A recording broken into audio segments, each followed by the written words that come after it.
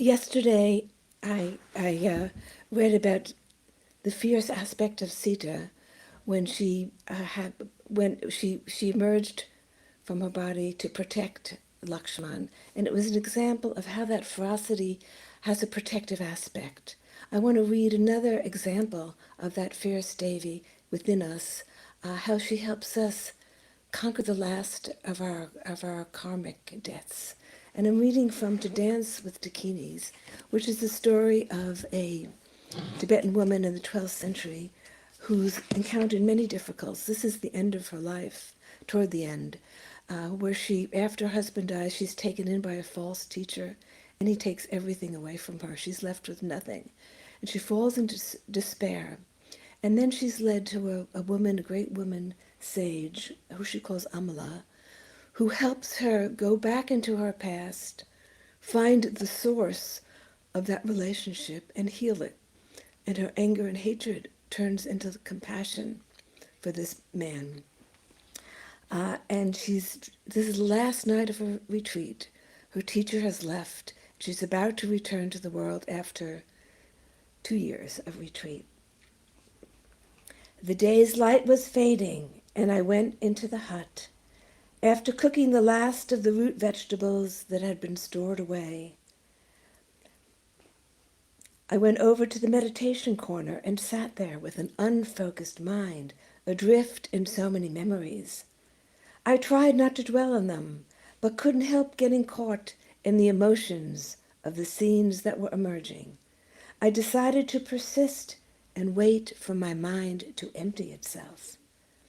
Much time had passed when slowly the darkness of shuttered eyes gave weight to a subtle light, in the middle of which sat a fierce blue female form, gazing directly at me with fiery eyes open wide. Her many hands wielding deadly weapons. Abundant, flaming hair streamed wildly in all directions. She was not adorned with beautiful jewels or flowing robes, but rather her half-naked body seemed more like that of a rugged ascetic than a heavenly figure. Strangely, despite the utter intensity of her presence, at the sight of her, a great calm washed over me, as if cleansing me, accompanied by a deep sense of well-being. In her eyes, I saw the merging of all duality. She was the awakener of fear and the means to overcome it, the arouser of anger and the subduer of it, the obstacles and the overcoming of them, the agony and the joy that relieves the pain. In her rested the opposing forces and the harmonizing of those forces. She encompassed the totality, what we view as the good and the bad. Her very presence bestowed a sublime experience and enabled me to ascend to the state of mind where dualities meet and are transcended. As I stared internally at the powerful form, fear became a distant memory, and anger a forgotten emotion. She washed them away, purifying me of their negative imprints and replacing them with a distinctive, expansive love. The image remained clear in my sight only for a brief time, and then faded away, replaced by the darkness of closed eyes, leaving in my mind only the whispered words, Palden Lamo, the pacifier and great protector.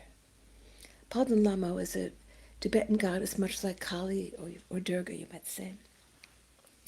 For a long time that night, I was unable to move, overcome by gratitude for the visitation and the teaching it conveyed. Is she an internal or external reality? My mind asked. Both, my heart replied. If she lives within you, there is no need to search outside. This was not the image of the goddess I had envisioned and long sought, but somehow it was the form I now most welcomed, the protector, the awakener of strength and conviction, the destroyer of evil and all negativities.